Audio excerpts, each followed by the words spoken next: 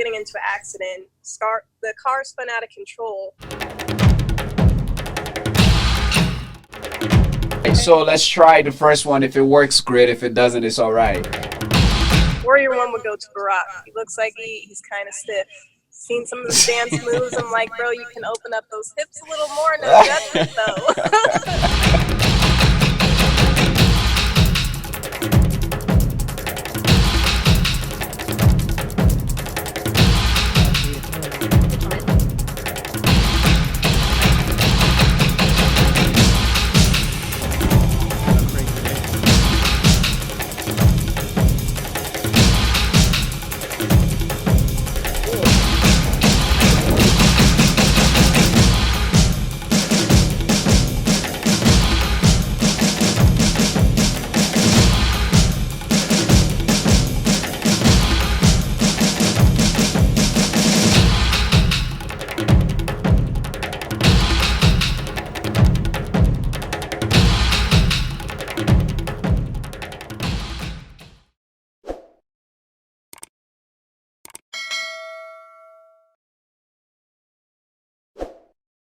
Welcome to 18th Avenue Podcast, the podcast network that explores new culture and the people who live them daily.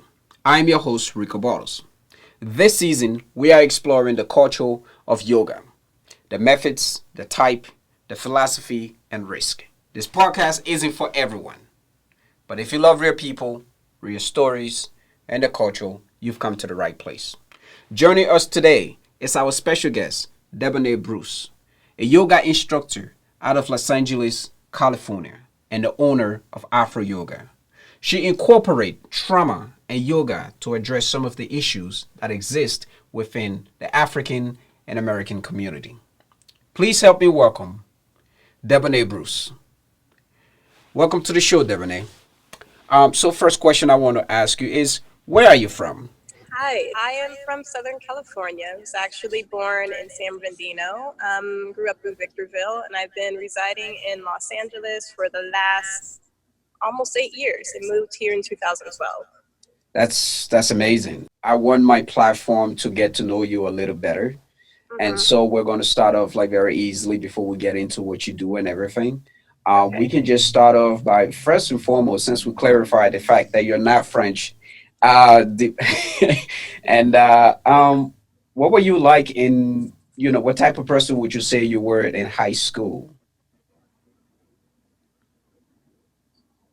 Sorry, repeat that. I kind of got lost contact there. Oh, sorry. So I was just wondering, like, what the type of person you were in high school, like, The what were type you of person like? I was in high school. Yeah. I'd have to say I was definitely kind of shy. Okay. Didn't really hang out with like a lot of the popular kids. Just didn't really get along with the inauthenticity. I definitely considered myself a nerd, but like not a super nerd, but like one of the cute nerds. Like I just really kept my head down, kept my focus on my studies in high school. Um, yeah, definitely a lot more gonna say hyper. When I was in high school, a little bit more quick to anger than I am now. Okay. Okay. Um, yeah, I was a very, very different person in high school in terms of like my eating, in terms of how I treated people, in terms of how I carried myself in high school. So, there's just that maturity that comes. Gosh, like I'm trying to think, high school was about 11 years ago for me. So, Mhm. It's a It's a while. while. huh? It's a It's a while. while. It's a It's a while. Yeah, while. it's been a while. Wow. Wow. That's That's pretty pretty cool. cool. So So let's let's unpack unpack some of some the of the things things here. here. First and First and foremost, foremost, what what is is Afro Afro Yoga? Yoga? So Afro Yoga is a spin on traditional yoga. So when I started to think about what is Afro Yoga, I thought about what yoga is. And so just yoga in and of itself is really the practice of coming back home to yourself and rediscovering who you are and your truth. And you do that through breath, you do that through movement, you do that through meditation and sitting with yourself. However, when it comes to the asana practice, and the asana practice in yoga is a physical practice, which you may see a lot of on Instagram with us doing all these crazy poses and all these things. Yoga is really like the breath practice at the heart of it all. So what I wanted to do with the physical asana when it came to Afro Yoga was to really infuse our culture into the classroom. Because if there's one thing that I noticed throughout my many years of being a student, which I've been a student for 8 years now, was that there wasn't a lot of fun always invited into classes. It was very serious. And I know, at least for me and a lot of other African Americans or Black, Indigenous people of color here in the States, we are really able to tap into ourselves that much more when we have great music, when we're able to laugh a little bit, when we're able to be a little more free and not have such a structured class. And so I wanted to infuse that into the classroom with inviting some of our music, inviting some of our beats, inviting just those mannerisms that we are comfortable around, and inviting some dance and a lot of the popular dances that we see. And that's just a part of our culture here in America.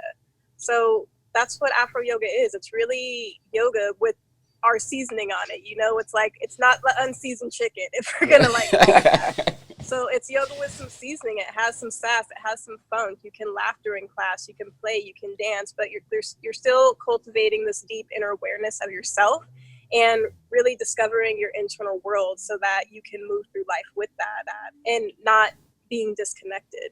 So yeah, Afro Yoga started for me last year when I just wanted to bring more fun into the classroom, more dance, more just liveliness into the classroom, and not have something so structured, and something that would be inviting for other African Americans or just any, you don't even have to be African American. You can be from Guinea-Bissau. You can be just anyone that really understands our struggle when it comes to just being Black in America. So I wanted to hold a safe space for us, because what I had noticed throughout my many years of practicing and going to many different studios is there weren't any Black people. So it kind of just lacked that flavor, you know, it lacked that culture, that awareness of what we go through as Black people. So I wanted to bring that into the class and hold a safe space for us. So that's what Afro Yoga is. It's a safe space for us Afro millennials to come and have community, but not only have community, but really dive deep into our internal world while we're in a place that's comfortable using our music, using our mannerisms, using some of our dance. So that's what Afro Yoga is. It's a safe space and a safe community for Black people that anywhere in the world can come and have that safe space and have that community and that healing held for them there. That's amazing. That's amazing. I'm so glad to hear that. I also wanted to, as you were talking, I could just feel that energy, that vibration, that when you talk about music, you talk about culture. So how long has it been since you started Afro Yoga? I just started it August 2019 of last year. Wow. What's Yeah, the so turn it's up like? really, What, really new. yeah, what's the turn up like? Because when it comes to us, we're almost like used to certain things, and it's very hard for us to want to step out of our guidelines and want to adventure and try new things. So when you say you started this, one of the main reasons for starting is to create this safe space for African Americans to come and be one with self or get to discover self. How has the turn up been for you since you started? It's actually been very difficult for me, just because I don't know if you're familiar with it, but in our community, we really don't have an emphasis on self-care and self-love. It's just not something that a lot of our parents, especially with me growing up with my grandparents, it's not something that we were taught. We weren't taught how to meditate. We weren't taught to eat healthy food. We weren't taught that exercising is something that we should be doing significantly and consistently throughout the day. So it's really something that in our community, it's like, oh, if you're going to exercise, you need to be in sports, to be playing basketball. But you can actually use this for your health in a safe way, which is something that I definitely struggled with. And so it really just started out with doing a lot of research and just asking my family and friends, like, why is it uncomfortable for you to come to class? And so just starting there, it started with education. And so I'm still like in that process of really educating the community on what yoga is and how they can join the classes. So it's actually really just starting to pick up, starting when I started to do the virtual classes. So before that, I was looking for a space last year, which someone did offer me some space, but that ended up falling through. So I kind of had to put it on the back burner for a little bit and restarted starting this January of 2020. So the turn up it's starting to gain more traction. A lot more people are starting to join the community, especially online when it comes to Instagram, and people are sharing. So it was just so nice to be able to probably 2 weeks ago have my first full class of like Black women, which I've never seen before in yoga, like never seen it in my 8 years of being a student. So the turn up it's still building itself. I'm still like starting on that first step and really trying to build that community and educate our community on what yoga is and why it's beneficial for you and what you can expect to see within yourself and the changes in your outer world. So that turn up is definitely still in the process. It's still something I'm working on. But yeah, it's starting to get consistent when I work on myself on being consistent on educating the people. Right. Because when you've been in this industry so long, it's almost a little bit difficult to put yourself back where you were 8 years ago. Right. And be like, what were some of the concerns about why I had my wall up when it came to yoga? And so, I accidentally. So one of the things that I realized when I was invited to class was like, I'm not going to class. It's like a bunch of rich white women. Like, why would I want to come in there and hang out with you guys? Like, I don't fit in. I'm not as fit as you. You guys like have all these nice clothes. I'm not super flexible. I don't have the muscles that you guys have. So it's really just starting with education and really getting us comfortable with the fact that you don't have to have a certain body type. You don't have to have any type of experience to be able to come to class. You don't have to have any level of flexibility to be able to join a class. When you come to class, I have to always let my students know, remind them, this is your practice. I'm going to give you the option to lay on your back if you want the entire class, or to just stop wherever you're at the entire class and maybe lay for 20 minutes. So it starts really with education to be able to get that turn up, to be able to get that turnout. And so when you make people just feel safe by sharing your journey and sharing that you also had those same inhibitions that, oh, I have to be flexible, I have to be fit, I have to be strong to even be able to join a yoga class. It's really just breaking down all those myths and inviting that into our culture, because it's not something that's just exclusive to wealthier white women, which is what it's marketed as here in America. Anytime you see a cover of a magazine, it's usually white women in some crazy flexible positions. And so that's kind of, it pushes away the people like us that are like, oh, I don't see myself represented, so why would I join this practice, which it seems like it's just a sport. And so it's not. So it's starting with education. It's starting with allowing people to feel safe through education and really sharing your journey and opening up to allow them to be able to come to class and let them know, here are the benefits, or some things that you may be able to expect, or some things that you may be able to experience as you move through your practice and as you get deeper and more consistent in that. That's amazing. That's fantastic. And thank you so much for sharing. I think that is important. So I wanted to unpack the trauma aspect of, because that's something that really cut me as I was doing my little bit of research that I could do on you. And yeah, trauma really cut me, millennial trauma. And it just made me think, and I got really, really curious. I mean, we will get into so much more, but I just kind of want you to spend some time on that trauma aspect. How has it been for you as a person, and how did you discover that perhaps there is something in the community, because I myself have experienced it. So how did that unpack that for us? Okay, so first off, I think I first started to unpack my own trauma and kind of get an idea of what it was when I first started my practice. What really actually brought me to my practice was being in an abusive relationship and experiencing trauma. So I actually used to work in Venice in a Starbucks, and right across the street was a yoga studio. So the owner would always come in, grab her drinks, grab her coffee, so I'd be able to mingle with her, and we became friends. Just throughout seeing each other, there was just a vibe. So one day I experienced some trauma, got into an argument with my partner at the time. This was back about eight years ago. Geez, I don't even remember. It was a long time ago. Okay. So what had happened, we got into this really bad argument, and he was taking me to work. We ended up getting into a car accident. It was raining on the way. So whenever he would get mad, he would just drive like a jerk. And so we ended up getting into an accident. The car spun out of control, flew through one of the dividers in the freeway. And so I just remember just being completely shot. Just like everything after that was making me jump out of my skin. I didn't feel safe. Didn't feel safe to really calm down. Sleeping was hard for me after that for a little bit. So I just remember just my nerves being on edge and not knowing what I know now. I was just in the state of fight or flight and just feeling absolutely frozen and helpless.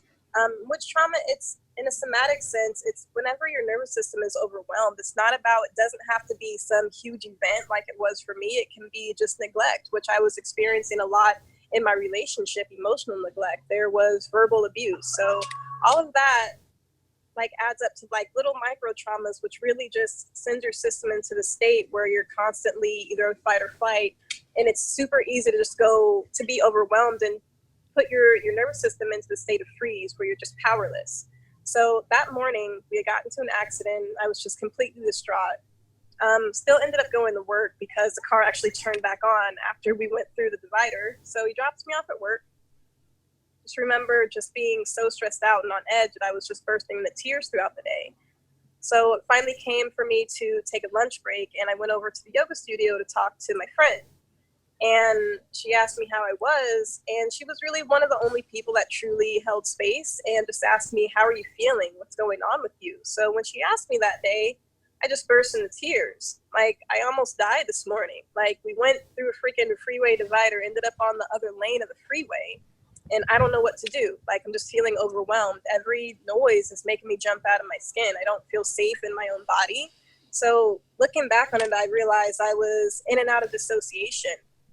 Just from experiencing that trauma of almost dying that morning before work. And I still had to like go to work and work through that.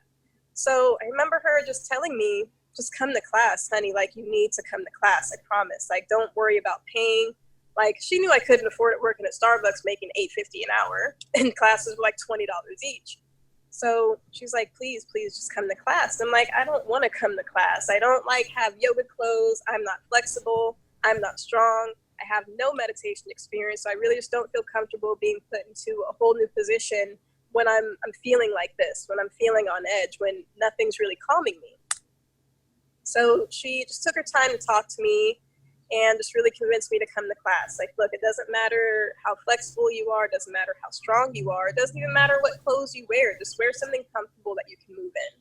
So I ended up coming to class. I think it was probably the next day on a Wednesday, and it was really, really just strange. I was like, what are all these weird positions? These seem like kind of sexual when we're in these down dogs and cat cows. So it was really like a little part of me that was almost laughing inside, but also Right.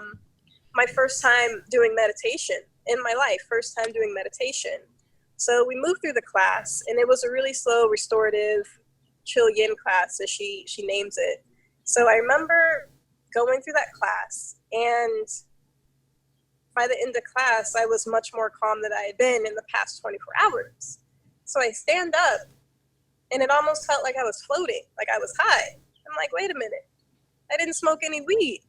How am I feeling all these feelings of like just being calm and being centered and really feeling like I'm on cloud nine? So she asked me after class, how are you feeling? I said, I don't know. Like, I don't know like how to explain what this feeling is. And so what that feeling was, looking back in retrospect, was really just me coming back to center, me coming back to myself, and really allowing my nervous system to be reset after it was just in that freeze mode, in that fight or flight, like going in and out of freeze. Mm-hmm. So that was the first time I experienced a really bad trauma that I was able to go to yoga that helped me to release that. So I realized, like, oh my God, I feel incredible. I don't know how I'm high, but I'm definitely high after doing these simple movements and this breath practice and visualizations for meditation. So I ended up starting to take more of those classes, and after about 2 weeks, I had completely released the trauma. So my body was no longer in this fight or flight mode where I was jumping out of my skin at every loud noise. It was no longer that I didn't feel safe to just be in my body. There was no more, I'm scared of what's going to happen. Just because I was starting to get those internal tools and that breathing practice to come back to center to help release that trauma. And I think that was probably my first experience jumping into yoga after a serious trauma that had happened to me. So it was really, really profound. And I knew just after the first class that this was going to be a practice that was going to stick with me for life. And it ended up sticking with me for life. So here I am 8 years later, still a student, 2 years a teacher. So it's been really fabulous. And throughout life, you're going to experience trauma, right? We all experience trauma. Everybody is going to experience times where their nervous system is overwhelmed, where they feel powerless, where they feel hopeless, where they're just in and out of not being able to calm down. And every time I'm coming back to that practice, every time I'm coming back to breath, I'm coming back to center.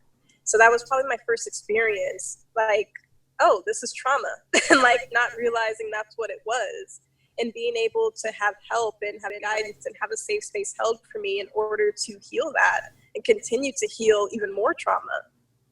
So as I started to move through these yoga classes and really just feel into my internal world and feel into my feelings, I realized that I was constantly experiencing trauma in this abusive relationship at home. And so I just kept going to class. Anytime I get into this argument with my partner, when I just felt hopeless and felt like nothing was going to work, I ended up going to class. And so it really just helped me to find my strength and find myself. After experiencing trauma after trauma after trauma being at home, it was like my safe space to get away, my safe space to I can actually feel into myself. And so many times when I went to these classes, the chill yin became my favorite class. So I was doing these classes for some time, and after like you really start to let your guard down and really breathe into yourself, I found myself crying in the middle of a quiet class, weeping. Like, oh, like these feelings are in here. Like there's sadness in here and this pain and like all this trauma that's releasing as I'm moving through this class and just allowing my body to tremble, allowing these tears to flow out. So that was probably my first experience. Trauma really brought me to yoga. So that was like my first experience, like just moving through that. You got safe in a sense. Exactly. That's fantastic. And thank you once again for sharing that story. I mean, just hearing you talk about it, I can feel it. I can understand why people will also gravitate toward you for the simple fact that you have this vice background for what you do and why you do it. So Mm-hmm. I'm just going to ask you another question. Like with every, sport, right? Everything there is, Mm-hmm. there is responsibility. There are these moral aspects, and I want to know, in your own term, what would you say is the moral value and responsibility of Afro yoga? I think the moral responsibility for Afro yoga is really to be non-judgmental and to realize everyone is on their own journey, working at their own pace. As I started to realize this within myself and realize this within my teachers, that there was just no judgment. Like you just show up as you are, and we're going to hold a safe space for you. It doesn't matter how long it's going to take you to get to where you want to be. The moral is you're just holding a safe space for wherever anyone's at. So just really holding that safe space and not assuming, where they're at emotionally, not assuming where they're at mentally, and just allowing them to come as they are. And one of the really big things in yoga is just allowing everything to be. You don't come to yoga to push away your feelings. You don't come to yoga to try to push past your trauma or try to ignore it or try to stuff it down. You're there to really breathe into it because the only way out is through. The only way out is through. And so you have to hold that safe space for your students to not hurt themselves, because we've been taught so much. And I know it's not even just in my family, but in other families, we're taught to minimize our pain. We're taught that, oh, I've been through worse, so you shouldn't even be reacting the way that you are. And that's the exact opposite of what you want to hold space for in a yoga class. You never want to compare your students to each other. You never want to have your students comparing themselves to where you're at, because we're all on a different part of our journey. So just holding that safe space for people to come as they are, no matter what background you have, is really one of the moral things of yoga. Just holding a safe space for wherever you're at, come as you are. You never know when someone could have lost a loved one, even though they just were at your class 2 days ago. So just hold space for wherever they're at and honor that. And don't try to tell them to minimize their pain. Don't try to tell them that worse things are happening, or that you're okay because like you're here. Sometimes people can show up and they're in the worst moment of their life and they're not okay. And you have to be able to honor that.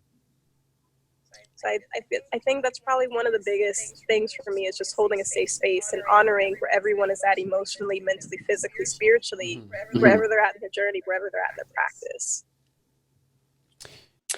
Here's a simple question for you. Do you like teaching? Love teaching.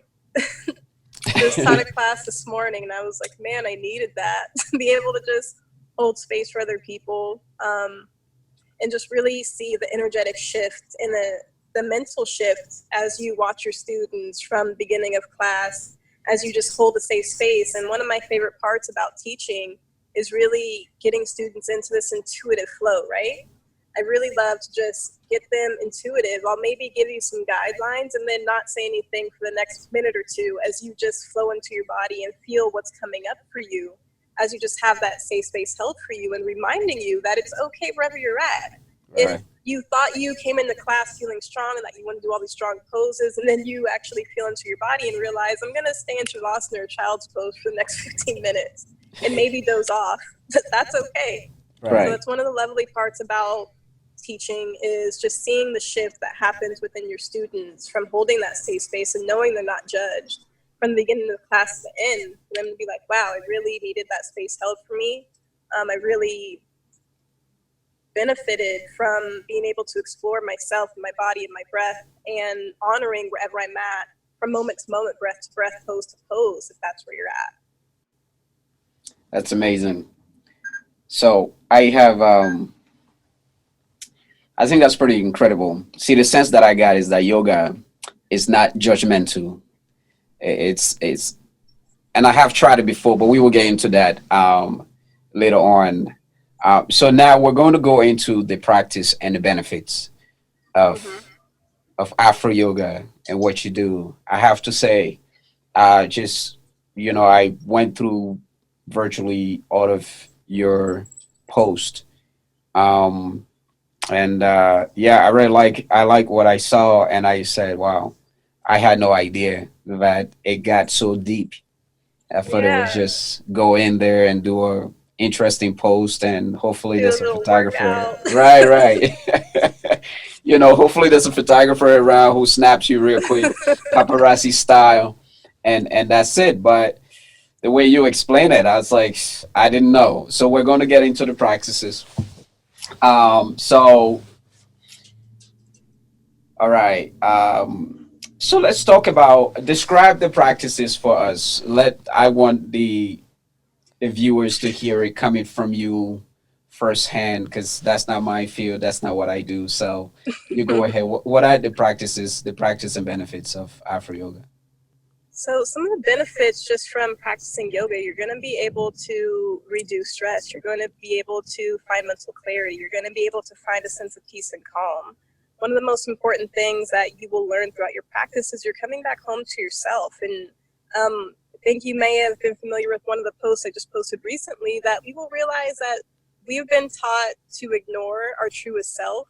We've been taught all these lies about who we think that we're supposed to be, what we think our personalities are supposed to be able to fit into these family systems, right? To be able to not be ignored, to be able to receive love from our caregivers. And one of the things that you do when you come to class is really allowing yourself to shed all of that, to shed everything that you believed and to come back home to who you are and your truth. So that's one of the really great benefits is coming back home to who you are. So you realize that your personality may change as you start to really dive deep into your practice. You'll notice that you start to notice the ways in which you ignored yourself or minimized your pain, or the ways in which you hurt yourself because that's what you were taught. And these are your coping mechanisms. So you're able to release these coping mechanisms. You're able to release your stress. You're able to reset your nervous system. You're able to find your strength. And when there are moments where you feel so powerless, you come back into your power. Some of the other benefits of yoga that you can expect are just being more mentally well. You find this mental wellness, this spiritual wellness, this connection with your internal world and with yourself. So these are some of the benefits that you can find to expect. And as you're moving through these poses and you start to really get into an intuitive practice, you start to realize what you need is going to change from moment to moment. What you need maybe can be a Kabbalah-bati, a breath of fire to warm yourself up, to really start to detox your lungs and get your body warm. Sometimes you may need a cooling or balancing Nodi Shavana. So you're really going to start to find what it is that you need from moment to moment and really get into that. I was recently just asking some of my students and some of the people that are part of the community online, what did yoga save you from? And so many people were like, yoga saved me from depression. Yoga saved me from just not honoring myself. It saved me from fatigue. It saved me from eating disorders. It saved me from car accidents and these injuries that I thought I would never heal from. It saved me from my own limitations. So these are some of the benefits that you can expect when you come into your practice and when you're consistent and you really learn to take care of yourself. Because taking care of yourself is probably the dead opposite of what we've been taught. So you'll learn to take care of yourself, to honor your boundaries, to honor your mind, to, wow, this was working for me last week, but it's not working for me anymore. And you find this fluidity that you can move throughout life, right? So it's really fabulous to be able to find that fluidity and move through life. And that doesn't mean that you're never going to be stressed. It doesn't mean that you're not going to have moments where you're crying. It's going to mean that you're going to be able to invite those moments in and not push them away because they're uncomfortable. You're going to be able to breathe through that discomfort. You're going to be able to breathe through these hard moments that happen to you and be able to come back to center and intuitively know what ways you need to move, what things you need to do to take care of your body, what foods that you need to eat. So it's really just this beautiful practice of cultivating self-awareness that you're going to be able to learn. And once you learn self-awareness and come back to your center and come back to discovering your own truth, you're going to be a completely different person. People, not even just me, have shown me pictures of who they were before they started their practice and now who they are. And you can just see a completely different light, a completely different vibration, a completely different energy of how they've transformed and come to their truth. And these people are strong. You find like just this internal strength that allows you to move past your limitations that you've been taught or that you put on yourself. So it's such a beautiful practice. You can, and this is spiritually, this is mentally, this is emotionally, this is physically. It's even just doing my teacher training, I felt like I was hitting my breaking point so many times because we did a 200-hour intensive. So it was literally, our days were 13 hours a day. So like from the morning you wake up, you got 30 minutes, boom, you're in class, breakfast, boom, 2 more hours of classes and instruction, lunch, boom, 3 more hours of classes and instruction, dinner, and then you got another class. So it's like, as you start to move through your practice and feel into your body, you're going to realize that all this tightness and things in your body are not just tightness in your body. These are stuck emotions, stuck thoughts, stuck trauma that has been stuck with you. And so some of the benefits of trauma are being able to recognize these moments and recognize what is stuck in your body, what's stuck in your mind, what's stuck with you reaching this higher level of spirituality. So these are some of the benefits that you can expect from your yoga practice. So you're going to be able to, if you have an asana practice, move into poses that you never thought that you would. I used to be in class like wondering how the hell people are in these handstands. How are people like doing these splits? And it's really, these people have cultivated such a deep awareness of their body and moved past their previous limitations mentally, their previous limitations physically, to be able to get into that. It's not just that these people are super flexible. They've cultivated that awareness and that strength of moving past their limitations and really breathing into areas that were numb. So a lot of times that we have these moments in our bodies like, oh, I can't even like feel everything in my right arm. I can't even feel everything like in my core. And so yoga brings you back to feeling, truly feeling and not numbing. And so that's what you see when you see some of these yogis that have been practicing an asana practice for 20 years. It's not that they come to their practice to be able to do all these handstands. It's like they're coming to their practice to figure out, where in my mind and my body have I limited myself?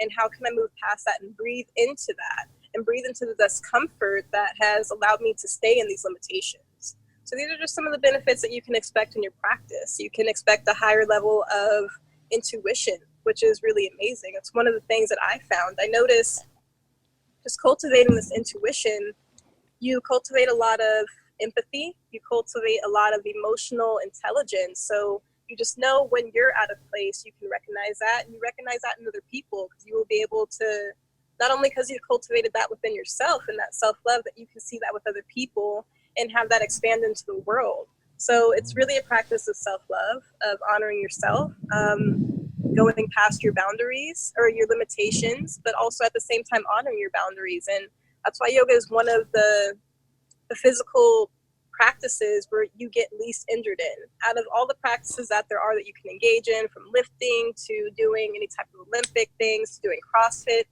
yoga is where you will find the least injuries, because your teachers will be constantly reminding you that honor your boundaries without limiting yourself. You can do that.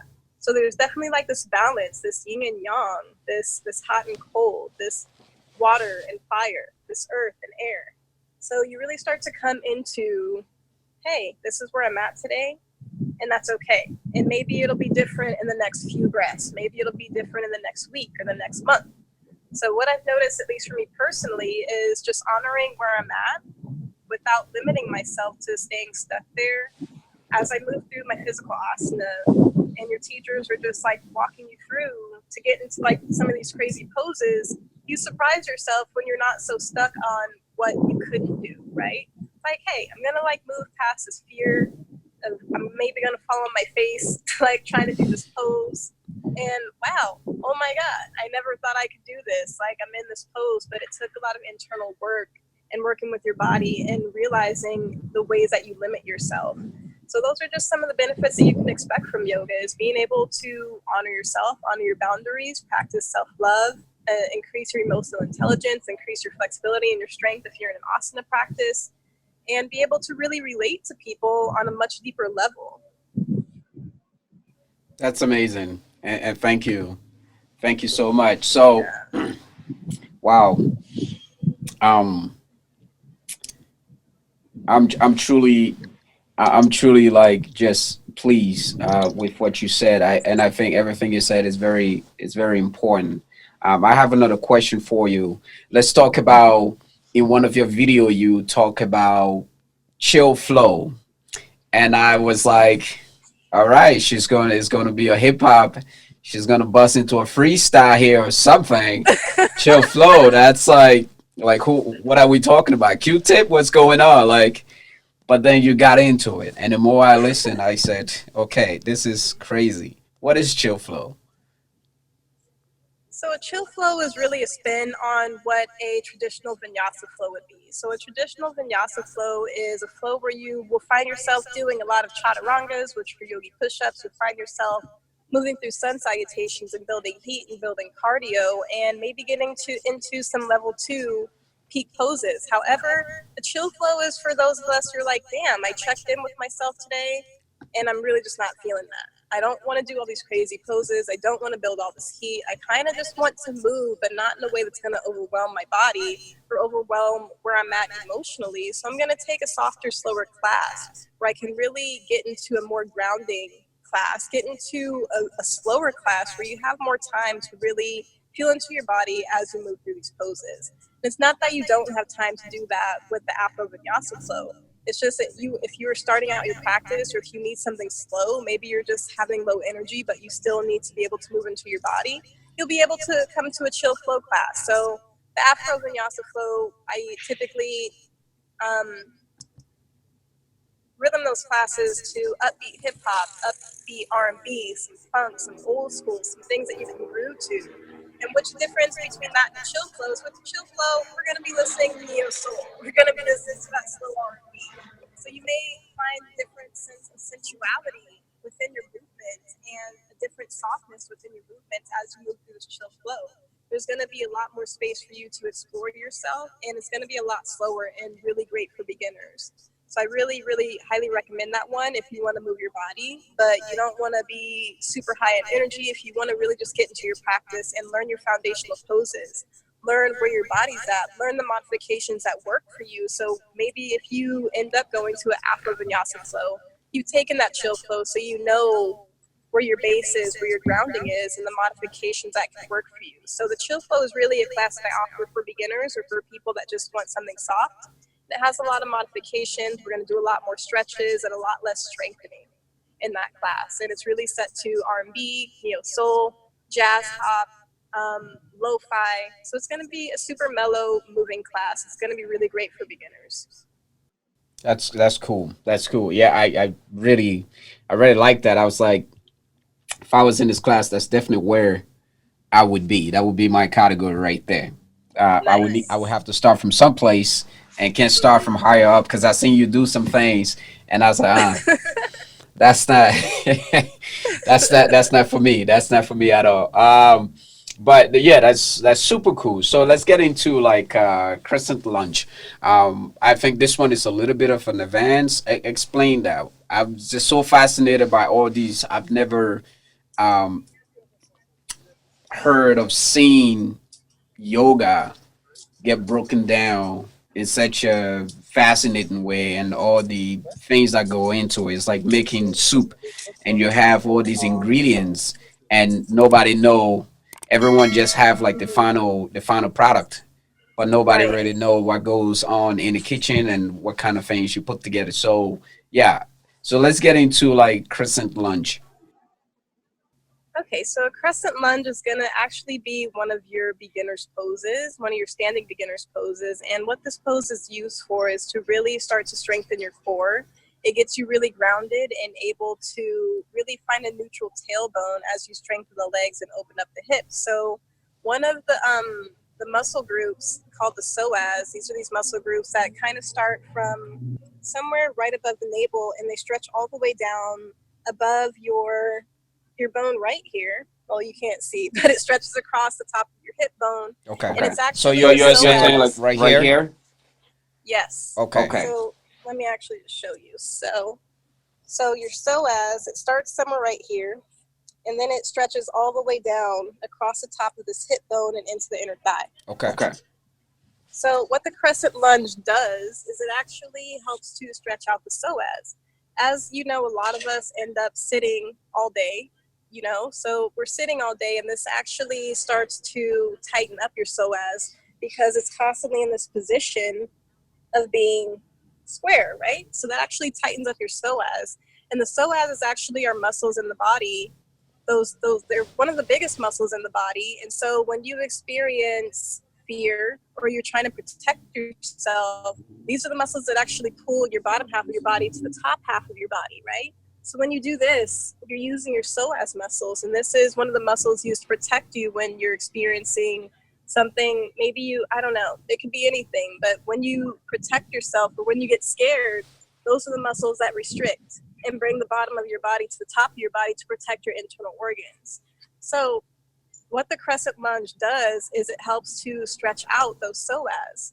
So you stretch out the psoas, and a lot of times you're able to really feel into a lot of stress that you may have been holding, because this is just a part of the body. The hips hold a lot of stress, and especially the psoas, because it's those muscles that protect our internal organs when we bring the body into this quick motion, right? So what the crescent lunge does is it helps to ground you.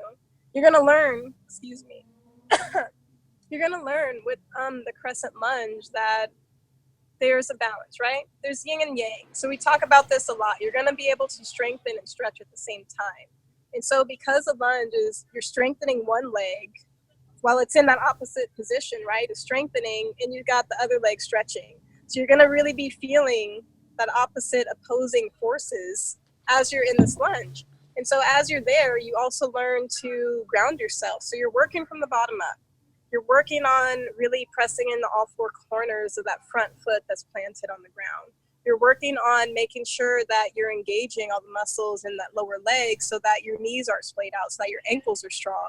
You're engaging that quad to be able to strengthen there, and also engaging the glute. So you're strengthening the glute, the quad, you're strengthening the ankles, you're strengthening the knees, especially in that pose. You're strengthening your core by making sure that your tailbone isn't sticking out. So you really are able to as you move through practice, find a neutral tailbone. So a lot of us end up having lower back problems because we don't engage our core. So there's always this kind of crunchiness that's going on in the back. So your spine is kind of like this, right? And like, here's your core. And so a lot of us end up not actually engaging our core. So we either dump in that way or kind of spliff out that way. So it's hyperlordosis or hyper or hypolordosis of the back. And so that really happens when our psoas are tight. It happens when we're not engaging our core. So this is a really fabulous pose to be able to strengthen and stretch those muscles in that group. So it helps your low back. So you're going to be able to find that balance. It also helps you to find balance because one of the alignment cues that we always give for this is make sure that your shoulders are directly above your hips. So you'll notice as you probably get a posture assessment from your teacher, if you're doing private, they'll typically do a posture assessment for you to see where you're at, to see how we can navigate and design your practice for you. You will start to learn, like this is balance. So you're going to learn to move forward and backwards to where your shoulders are directly underneath your hips. And so you'll notice your hips are almost like part of your base, right? It's the base of your spine. So when your hips are out of alignment, your shoulders are going to be out of alignment.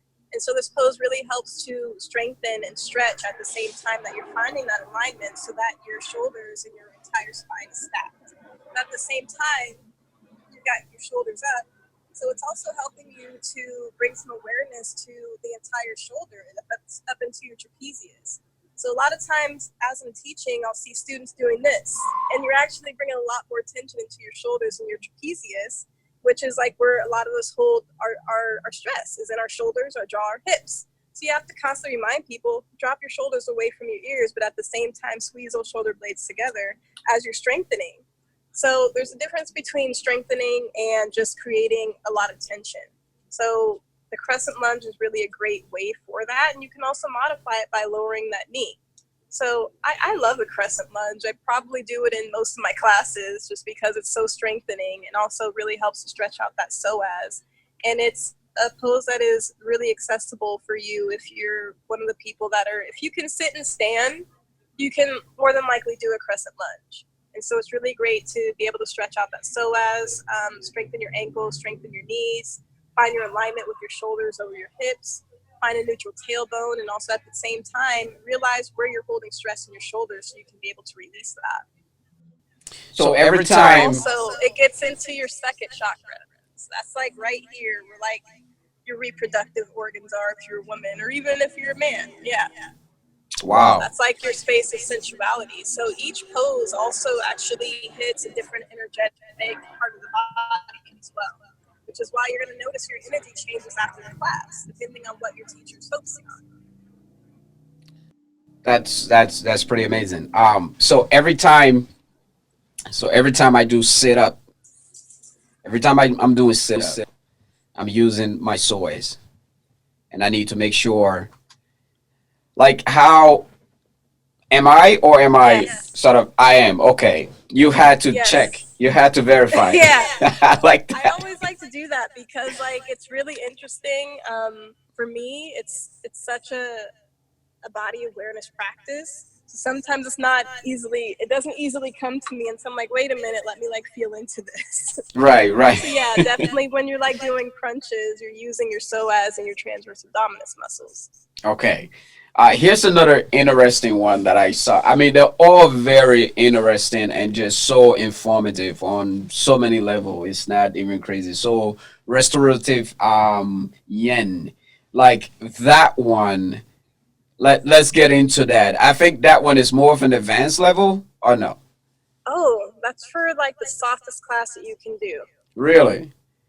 I'm a Really? soft person. Yeah. I just want to do all the soft ones. Yeah, so it's actually a class that I would highly recommend for people that go to the gym a lot and they find themselves really tight and not really flexible. I'd highly recommend this class. Okay, so this would probably be one of the classes that you may want to start out with, especially if you have a lot of stress and anxiety.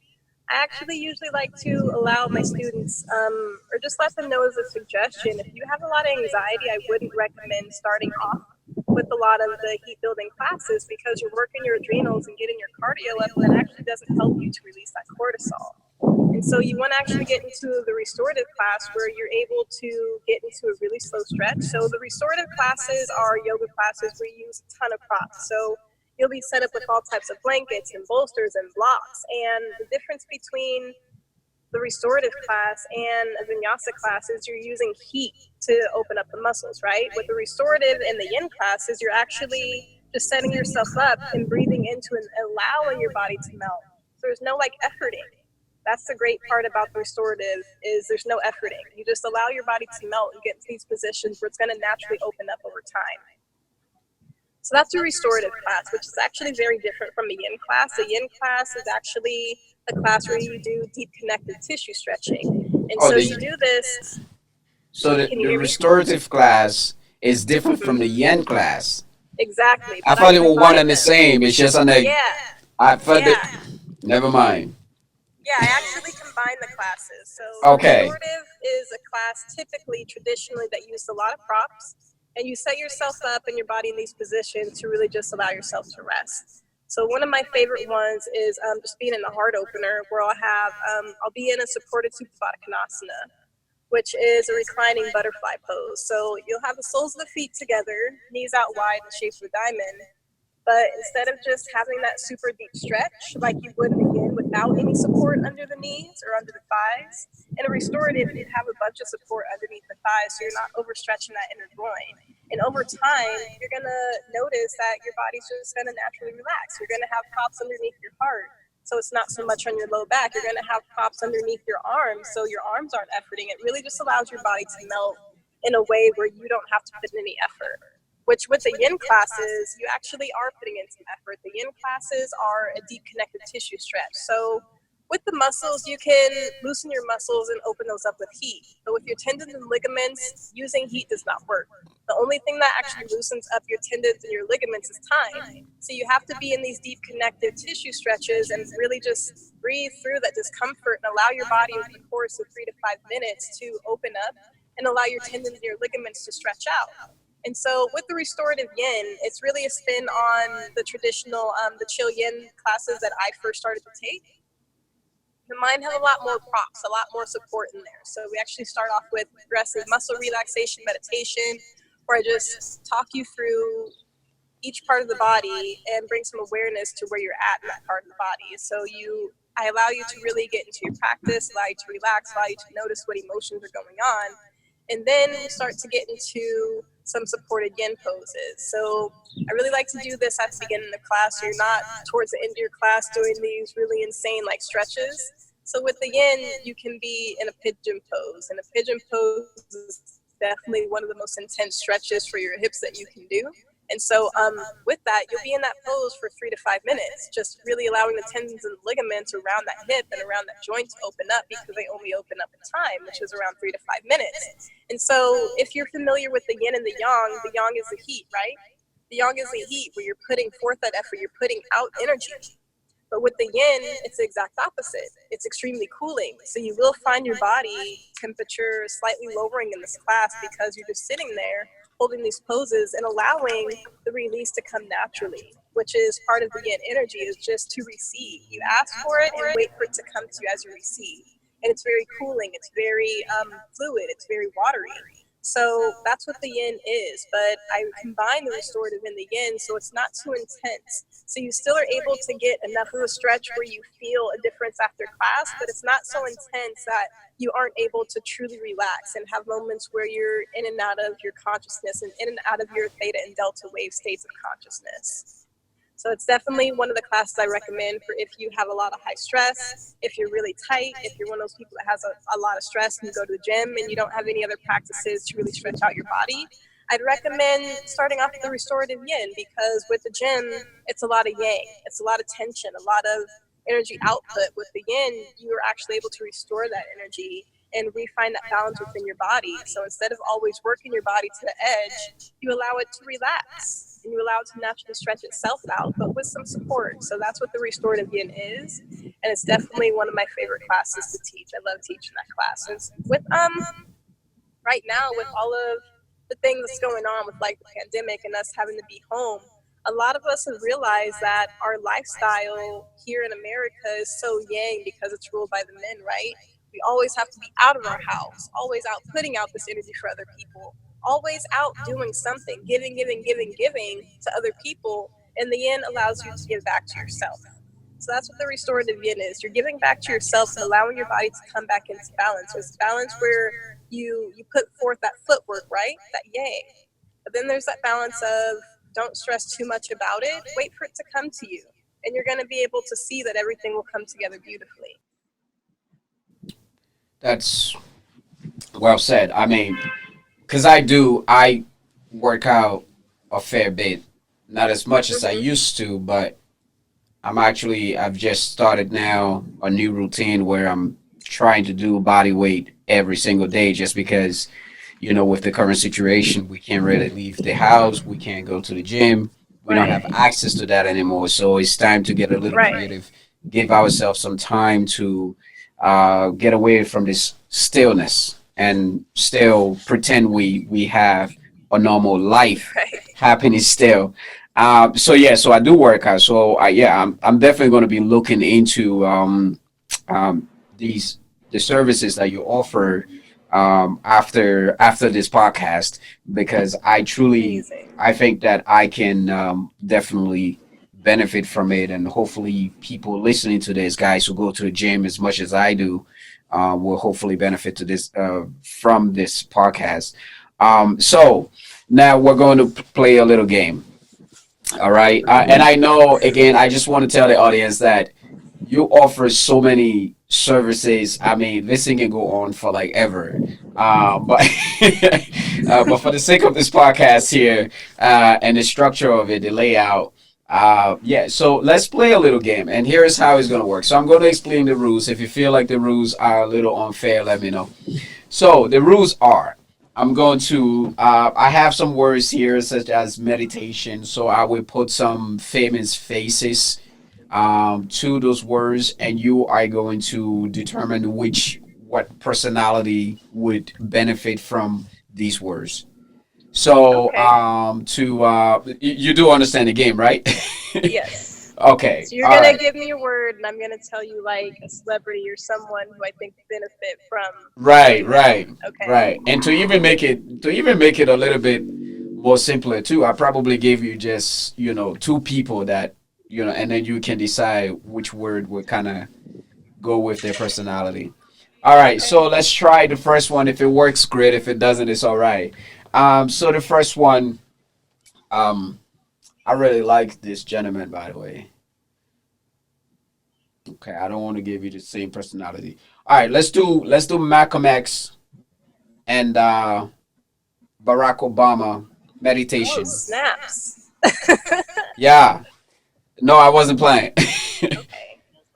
Oh, snaps. Okay. Malcolm Maybe I should do X. like Warrior One. Let's do Warrior One, and you can mash them up. So we're gonna do meditation and Warrior One, and your options are Barack Obama, Malcolm X. Shoo. I'd have to say I'm going to match Malcolm X up with meditation. Okay. All right. And why is that? Just because he seems to have a lot of fiery energy where he's always giving, giving, giving, giving to his people and making sure that he was out in the streets doing like all these speeches. So I think a great thing for him would probably be to be able to meditate. And I know obviously with his level of self awareness, he does that in some way, but just in a way to kind of bring him back to balance so he's not so stressed. Okay. And just I like. really finding that balance of I do so much yang, but here's like some yin, here's some meditation, here's some cooling, here's something relaxing for you. Because like you deserve that. Okay. So then Warrior One will go to Barack then. Warrior one would go to Barack. He looks like he's kind of stiff. Seen some of his dance moves. I'm like, bro, you can open up those hips a little more. No judgment though. All right, all right. So, all right, here's another one. These are like, okay, I like this. So we're going to do Marilyn Monroe and Mother Teresa. Let's do chair pose and child pose. I hope those are like two different things.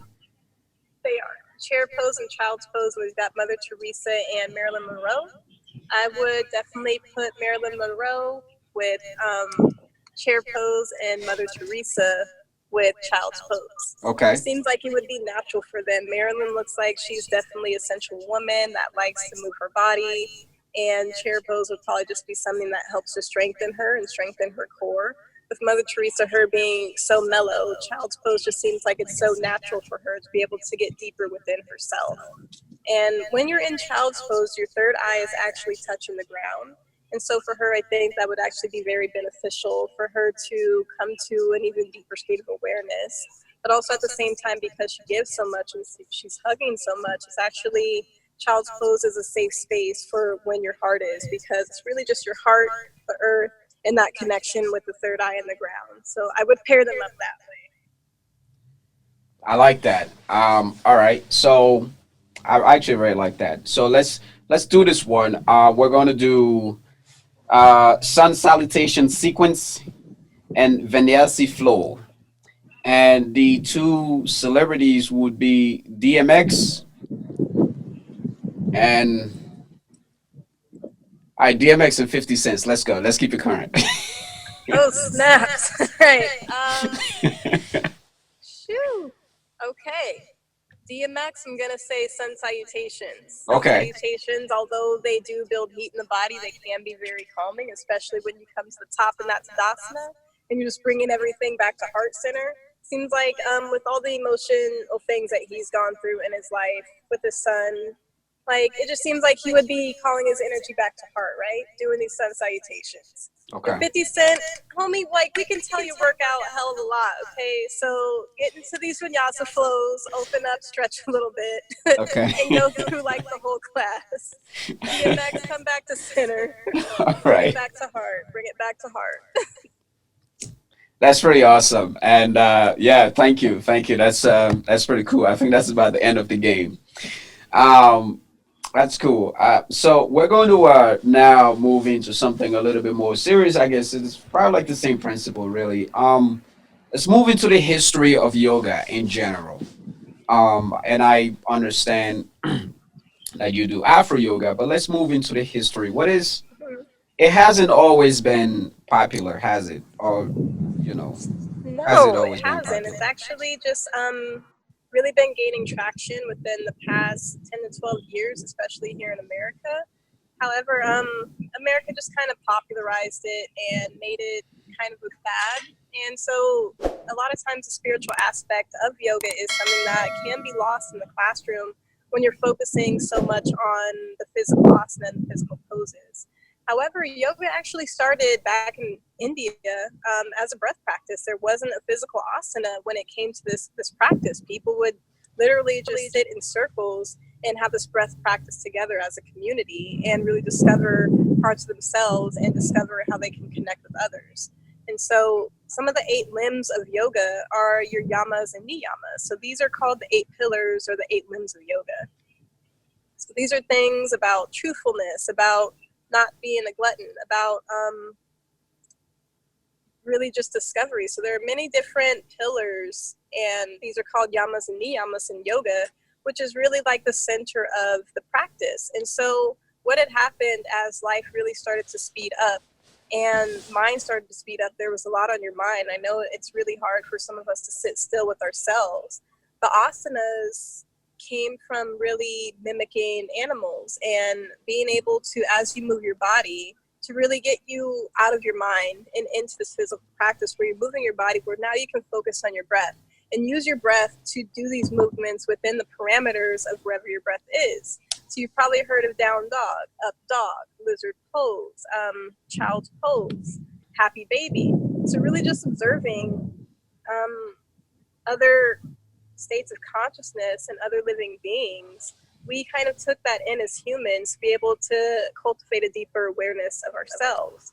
So that yoga really started off as a breath practice, and then we moved into, it started off to do the hatha, where you're holding poses for a longer amount of time to find your strength, to find your balance, to really find your grounding. And then it moved into vinyasa flows where you're moving more and only really holding these poses for maybe 3 to 5 breaths and moving through. So if you're that type of person where it's hard for you to stay focused because there's so much running through your mind, vinyasa can actually be really soothing for you because you don't actually have time to think about you don't have time to think because you're focusing so much on your alignment and engaging your muscles and using your breath to move through these poses.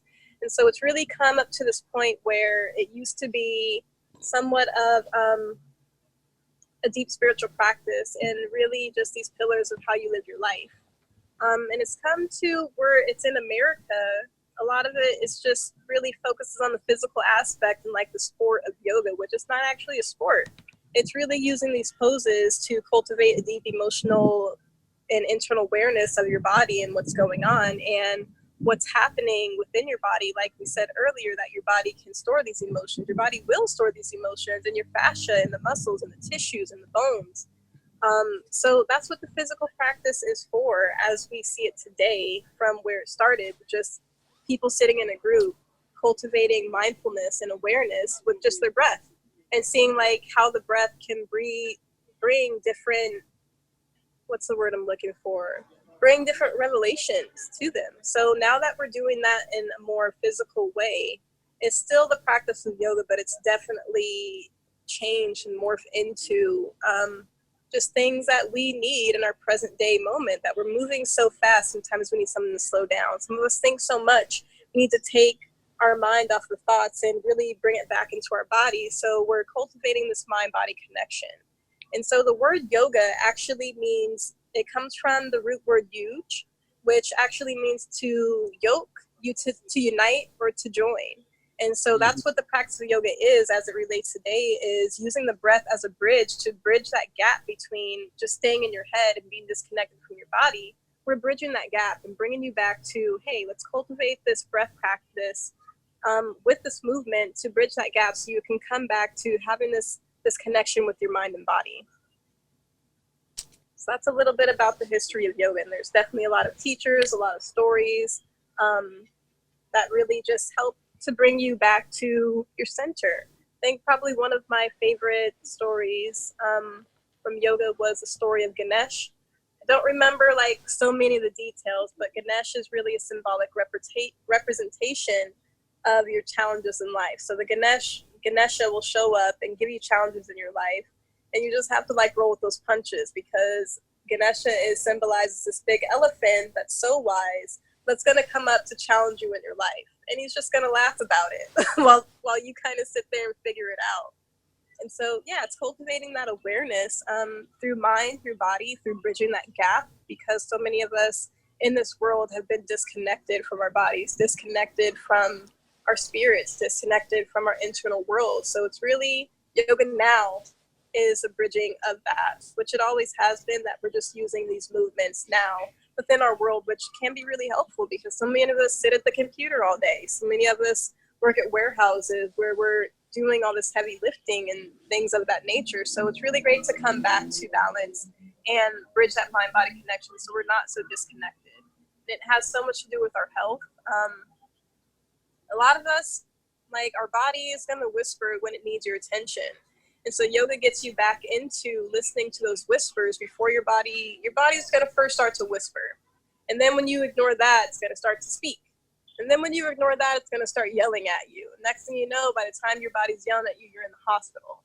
So yoga is really bringing you back to that inner awareness and bringing you back to that connection. Like, oh, something's not right. What can I do to like mitigate this? And coming back to your own internal truth. Your body is going to actually know just intuitively as you exercise your set of vagus nerves, which is the seat of your intuition. This is what I need right now. Something's out of alignment. I need to go get checked up, or this is like the type of food or type of herb that I need, or some type of treatment that's calling me, right? So yoga is really coming back to yourself and cultivating that intuition as it relates today. It's beautiful. So I was looking up, like I said to you prior, that I have tried yoga. Yeah, a few years, twice, more than twice. Once was in Montreal, and by the way, I'm in Canada, Alberta, Calgary. Once was in Montreal. Okay. The other time was in Windsor, Ontario. Um, and I think, to be honest, the first time I did it, which was in Montreal, I thought it was very hard getting into all those Mm, poses. And yeah. then I did it again in Windsor, but I primarily did it because it was a part of a gym program, and I Hmm. think that at the time I was teaching boot camp classes, and so I did it just as a way to kind of experience it again. Um, Hmm. but you would agree that there's probably like 100 different types of yoga. Oh yeah, for sure. Because Yeah. everyone like has it's so different now versus what it used to be that you can feel free to add on whatever it is that is calling you or add on any type of cultural aspect. I know teachers that have infused African dance, into their Brazilian dance, Zumba into their yoga classes. Mm. Yeah, it's just super different. Some people integrate live music into their classes, so they're not only teaching classes, but they're playing their instruments as well. So it's super fabulous that yoga can really it's such a what's the word, a malleable practice that can just be shifted and molded to whatever it is that your community's needing, wherever you're at in that part of the world. So yeah, it's definitely changed. You can definitely add many spins on it. Just as my teacher taught me that you don't have to do the traditional yin. You can make it a restorative yin, make it a chill yin. It doesn't have to be a vinyasa flow. Make it a chill flow. It doesn't have to be just a vinyasa flow. Make it an Afro vinyasa flow. So there are many different ways that it's so malleable and so moldable that you can really mold it to whoever your target audience is. You can mold your yoga to be for business owners. You can mold your yoga to be for people that work in the gym. So it's really different, and that's one of the beautiful things about yoga is being able to mold it to whatever it is that is your truth and really That's sharing that truth. Yeah, no, that's and thank you for sharing. So we're almost coming to the closing of this podcast, but we still have a few more minutes here. I think about 10 or 15 minutes or so left. And I was just looking up here. It says that over like 15% of American have practiced yoga in the last 6 months as an instructor. Like, what hope does that give you? Knowing that this is actually something that is becoming a worldwide thing, and it's not just certain people that are in certain places that have the opportunity now to do it, but it seems like more and more there is more awareness out there. How does it make you feel? You started 8 years ago, so fast forward now. It makes me feel really grateful. Yeah, it makes me feel really grateful that more people are able to have access to this practice and really cultivate that inner awareness and their inner truth. Because even just the way that things are now, with the whole corona, nobody knows what to believe. But when you start to cultivate this awareness through your practice, you're going to be able to really tune out most of the outer world and tune into your inner world and know your truth. And so, with most of us starting to stand so firmly in our truth and really become everything that we are meant to be as we move through this life, we're going to see the world change. It literally starts with one person changing what they believe, coming back to their truth, which influences the next person, which influences the community, which then starts to influence the world. So it's like a ripple effect. We're going to see a ripple effect of people really starting to honor themselves and care for themselves in a way that we have not seen in centuries on this planet. Just because so many of us are overworked, so many of us are stressed, so many of us are doing things that don't align with our highest good. And with your yoga practice, with it becoming more available, we're going to see the world really start to shift into a place that is more peaceful. Because people are going to get to a point where they say, this doesn't align with me anymore. I'm not going to do this if it doesn't align with who I am, what I want to be, what I want to see this world as, which I see that shift really happening now with so many of us being at home and having to sit with our internal world and realizing that we are out of alignment and searching for online yoga classes and virtual yoga classes that are going to bring you to alignment. So after, these bans are lifted, the world is going to be different than what we expect, because so many people are tuning into their inner worlds, and it's only going to be like a snowball effect. The more that we cultivate this inner awareness and have this practice for ourselves and bring this to the community, we never know who that's going to affect. And so just within my own yoga studio, there's probably about, gosh, maybe at least 15 teachers, 15 students that started off as just students. Like, I'm actually going to become a teacher and bring this to my community. So I've seen people start off as just students, become teachers, infuse their classes with cannabis, infuse their classes and make it for actors. I've seen people like me infusing it for a certain part of the culture and what they represent, what they want to see reflected. So as we move through that, everyone is going to start to come back to the truth as this practice really starts to grow. And with us coming back to our truth, the world is going to change. So I'm really looking forward and happy and excited that as this practice grows, we're changing the world with this practice, because we are changing our internal worlds, which manifests itself in the external world. So that is probably the most exciting thing, is to see people come into truly taking care of themselves, truly honoring their truth and rediscovering who they are. So that's probably the most exciting part, is just seeing how the world's shifting and seeing how just one teacher can influence someone so much they come to their truth and move through their life in a different way. Beautiful. Well said. Well said. So for me, what started this entire podcast, what made me reach out to you was, I guess we've been friends now on the social media platform, but social media Yeah, for is a while. interesting. Is that you have all these people that I follow you or you're following, but there's never any real connection. When I realized recently Mm-hmm. that I needed to restructure the podcast and give it more of a focus subject, and came up with the idea that, well, I love to learn about new culture. And it was just around that time that I just happened to be browsing when I saw the image of you, the before and after. I believe that image of you was taken back in like 2008 or 2009. Yeah, I Um, think somewhere around you do know, 2010. what I'm talking about, Yeah, right? yeah, And I commented on that, and I couldn't believe. I mean, you hear these stories all the time, but it's just different to, you know, some people think like everyone have the same physique, and that's just not true. So that right. basically prompt and struck my curiosity and made me reach out to you. But I want to talk about that image for the last few minutes that we have now. I want to talk about that image. Where were you at that time when it was taken? How were you feeling? Um, and was it the sort of, straw that finally sent you flying? Was that final push to get off the edge? Like, let's talk about that image.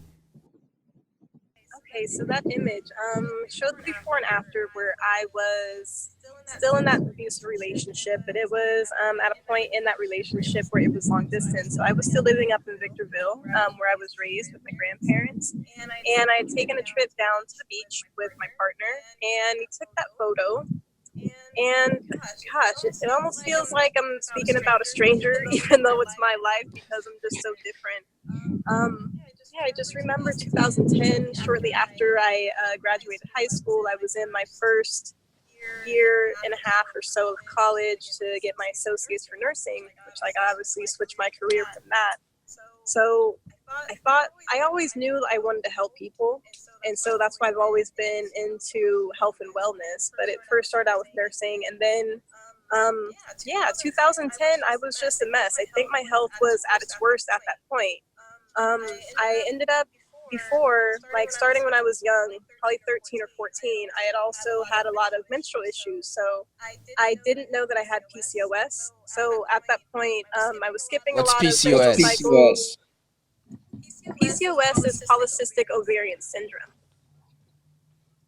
So it's a condition where your hormones end up being very unbalanced, and so your insulin levels will spike, and they'll lower, they'll spike, and they'll lower, and because of this, your hormones aren't able to stay stable. So you end up having these cysts. It's almost like your body is in this constant state of wanting to ovulate. So instead of having one follicle on your ovary start to mature, you'll have several that start to mature but don't actually mature, and they form these cysts. And so they'll just be these cysts on your ovaries, which causes even more trouble. So you'll start to have cystic acne, your weight will be up and down, you'll be moving through mood swings and depression, so it'll just be really hard to balance yourself. So that's what I was going through. And so it had been so many years of dealing with that where I was like, I'm finally done like dealing with the menstrual bleeding that lasts for 2 weeks, for 3 weeks, you know?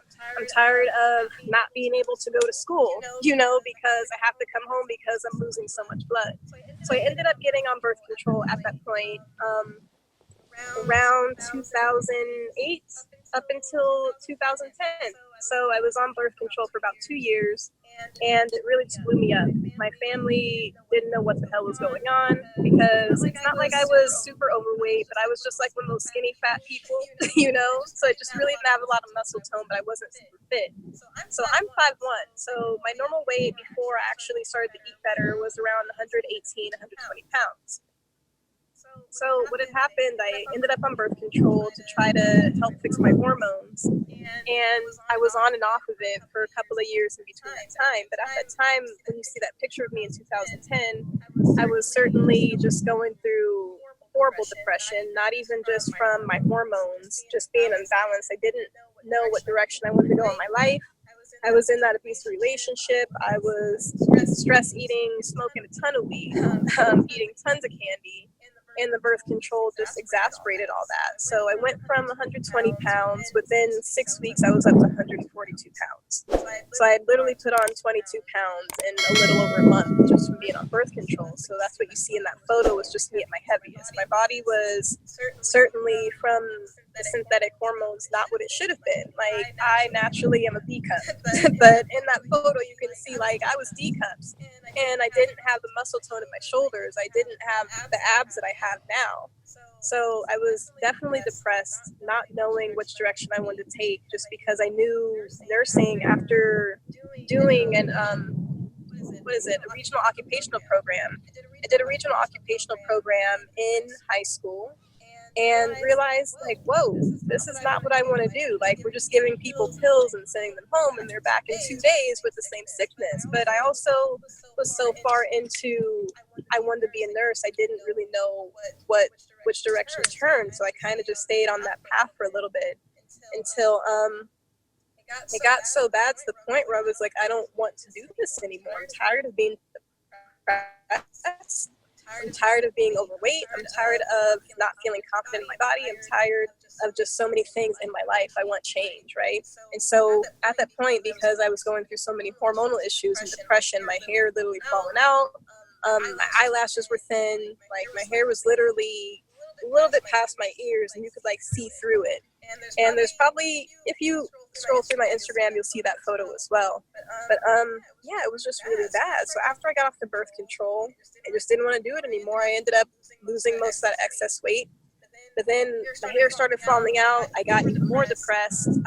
Hormones were worse than they were. I started to bleed for 30 days at a time, became anemic, and just my life was a goddamn mess. Excuse the language. So yeah, it was really just a mess. And at that point, I was bleeding so much. My grandma was going through cancer at that point, so that kind of just added to my depression, just seeing her go through that and realizing I don't want to go through that. Like, she is going through all these issues because she didn't resolve the own issues that she had, because she didn't tell me that she had also been dealing with the same problem that I was. So she would be bleeding a lot. She ended up getting a hysterectomy, but at that point I was 20, 21 years old. I'm like, I'm way too young to get a hysterectomy. I've been to the doctor for years trying to fix this issue. They put me on birth control on and off. I'm done. So it was at one point, I ended up losing all this blood in her bathroom. My grandfather freaked out, thought it was my grandmother because she had just gotten surgery. Like, you didn't tell me you were losing all this blood. We need to take you to the hospital. And so I ended up like finally having to speak out about it. I just had so much shame about having fertility issues so young. So I told my grandpa, like, I'm so sorry. Like, that was me. It wasn't my grandmother. I bled all over the bathroom. And he's like, okay, like, all right, but I think like you need to talk to someone about that. So that same day I went to my mother.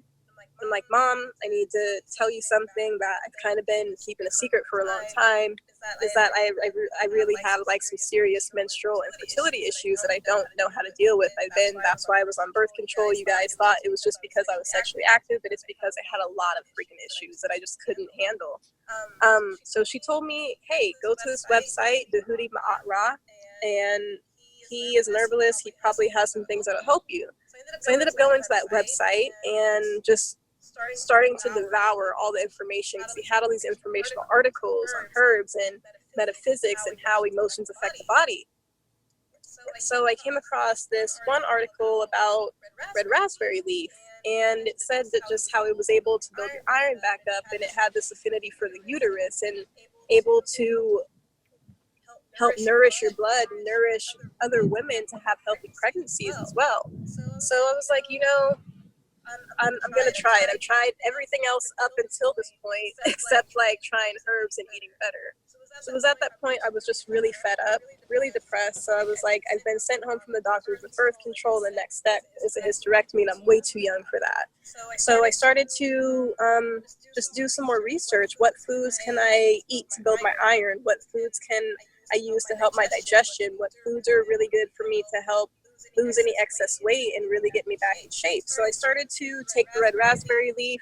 It was at that same point that I started to really get into my hobby gardening to be able to just have better access to fresher vegetables. So within probably 2 weeks of taking the red raspberry leaf, I started a pretty serious dosage. I think I was up to 6 capsules a day, and just started to eat more greens, eat more radishes, red potatoes, collards, started to eat a lot more berries, dark berries for the iron and for the antioxidants. It was like within 2 weeks, I got another cycle, and it only lasted 7 days. And this was the first time in 7 years that I'd actually had a cycle only last for 7 days. So I continued on with just taking my red raspberry leaf. I started to also add in saw palmetto and red clover, and next thing you know, I was vegan. Didn't even know what the hell that was back then. So I just ended up being vegan and on all these herbs, and within 6 months, I had beautiful glowing skin. I also, my cycles were perfect every 28 days, only 3 days of menstrual bleeding. And after that, shortly after that, I moved to LA and discovered yoga. So I actually went back to eating pretty much most animal products, and a lot of these issues started to come back. So I ended up going vegan again. But after that, I discovered yoga, and throughout that time, I realized how much it helped me just lower my stress levels, and how much it also started to just help my cycles be that much better. So I was like, wow, like I'm so much less stressed. My libido's better. I am not breaking out as much. I'm sleeping better. Like it just really transformed my life after really going through that journey with my health. So yoga was really the cherry on top, and really another part of my discovery in the health and wellness field where I wanted to be able to help people. So I actually did end up becoming a certified nutritional herbalist in 2012, and kept on, and it was that same year that I started yoga. So it was really like my life changed a lot at 20 years old, 21 years old. And so by the time I was 24, 25, you can see just I had healed so much of that. My cycles were perfect. My hair started to grow back. It wasn't falling out. I had great skin. I had a lot more confidence in myself. I was actually just doing yoga helped me to gain the confidence and the courage to say, this isn't an alignment. Like, this doesn't make me feel good. And I've been like ignoring this pain, this emotional pain, this mental pain, this physical pain that I've been going through in this relationship.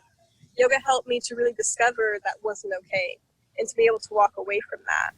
So that's what you can see like in those two photos is me coming from a place of depression, really bad eating, where I used to live on Hostess and bacon cheeseburgers and a whole bunch of fried foods, to coming to where I'm pretty much at this point, I'm not vegan anymore, but mostly plant-based, doing a ton of yoga, drinking a lot of water, taking my herbs, and you can just see I've transformed into a completely different person. And just going through that myself, that's why I'm so compassionate and so passionate towards helping other people, that no matter where you're at on your journey, you can always take that first step. But you also need to have a safe space held for you, for the person that you go to for help. It's going to understand, to not judge you, to understand that this journey might take years. And so just holding that compassionate space for myself has helped me to hold that for others, because you never know someone's story. You never know what they've been through and what brought them to yoga and the benefits that they might experience in your classes. So it's been like my journey of just being really depressed, eating super bad, having a lot of hormonal issues, to being fairly freaking healthy, being pretty fit because I'm consistent in my yoga practice. So it's definitely been a journey, but I've been happy to embark on it. That's amazing. And thank you so much. I think you have a very powerful story, and it's just so moving, considering all that you've been through to come back, to make this comeback and want to share this experience with other people, to let them know that no matter where you are, or, Chris Gardner says something before. I think there's a line in his book, The Pursuit of Happiness. He said, start where you are. And then there's another line I said, I start here. I'm here because I got here. A lot of the time I feel like we find ourselves in certain places, and then we don't remember how we got there, or that we don't take personal responsibility for how we got there. And I think what he does in that statement is just remind us that we do have to take that personal responsibility. You didn't just get in a certain position accidentally. This is not happening on accident. Exactly. This is happening because of the foundation that you laid on your end, and the foundation that I laid on my end. So as a result, this is able to happen. We are able to bring in this new culture and talk about it, and educate people, and things like that. So yeah, look, I think you have an amazing story, and we've covered so much in this podcast, and I'm just grateful. Is there anything that you would have loved to talk about that I perhaps didn't cover in my questionnaires, and this is the time to do so? Gosh, yeah, we've covered like so much. We feel like we really went from A to Z.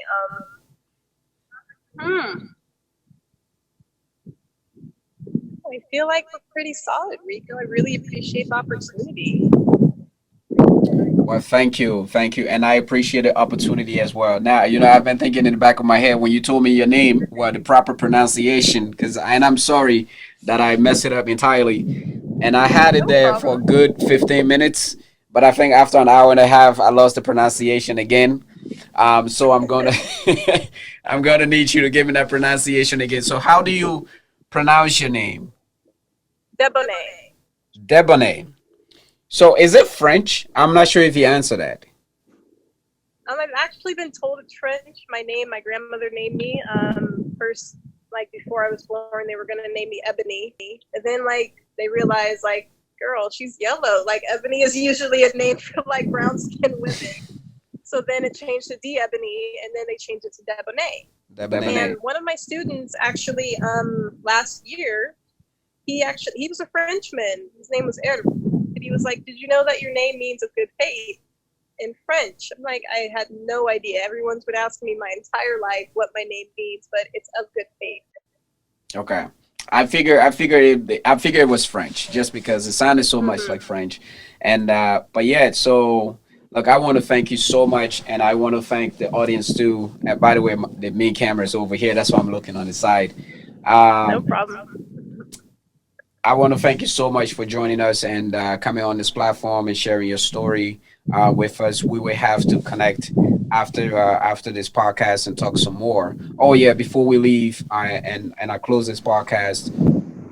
What um your pages, your website, where can people find you? I will have the link down below so that they can find you and find your packages. And by the way, guys, her packages are like super reasonable. I couldn't believe it. The way I live, you could never find something like that for that. That's crazy. It's insane. It doesn't even make sense to me. I was like, what is going on? But yeah, let's so just give the people your link real quick and then yeah, we'll call it a wrap. I will come in with the conclusion. All right, so you can actually go ahead and find me on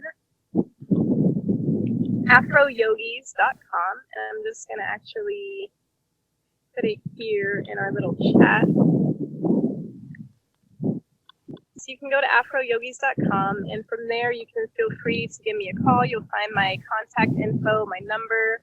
And right now we're just doing the virtual online yoga classes, but you can do the community classes. You can also feel free to hit me up and schedule some one-on-one classes. And really, if you just have any questions or anything that's really holding you back, feel free to call me and talk to me. I'm happy to hold the space for you and really work with you to see what we need to do to be able to get you comfortable to get into a practice. So go ahead and go to afroyogis.com. So that's my main website. You can hit me up on Instagram if you want to connect with me personally and just socially on Afro Yogis Unite. No spaces, no underscores, just Afro Yogis Unite. Because this is definitely unification from all the Afro Yogis, and we're really building a family, we're building a community, we're building healing. You can also feel free to email me at afroyogis@yahoo.com. And Facebook, I do have a page, Afro Yogis Unite. So you can find me on Facebook on Afro Yogis Unite as well. By the way, I also want to, there's one more thing I wanted to say. It is so affordable just because I really started to get into the business aspect of my business. And one of the things that one of the mentors that I work with, who's really amazing, her name is Shan at Boss Divas on Instagram.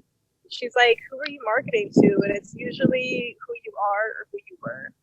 And so that's why the prices are so affordable, because for me, if I didn't have a way to be able to trade my time for classes, I would have never been able to afford yoga for $100 a month working at Starbucks, living on my own and also putting myself through school. So that's why the classes are affordable. I know that yoga should not be a huge expense for us, but it should be something that's accessible. And so that's why the classes are so affordable. I want people to be able to know it's not thousands of dollars you have to be shelling out every year to be able to have this level of self-care for yourself. It's not what yoga's about. It's about really taking care of ourselves and taking care of community. So yeah, classes are super affordable. And if there's something that you need and you can't afford, talk to me. I'll work with you. Give me a call. Give me an email.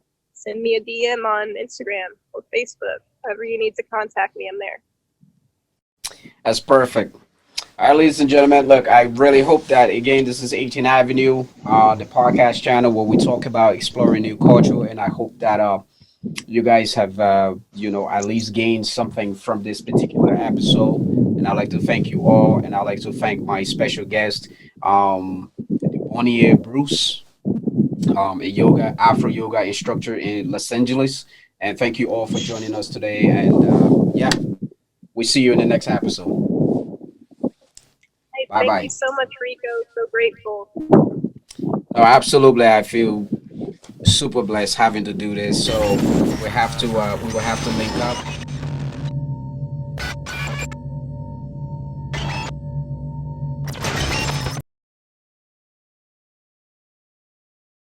And yoga classes. Please welcome my guest stars, Debonné Bruce. Hello, Debonné. How are you?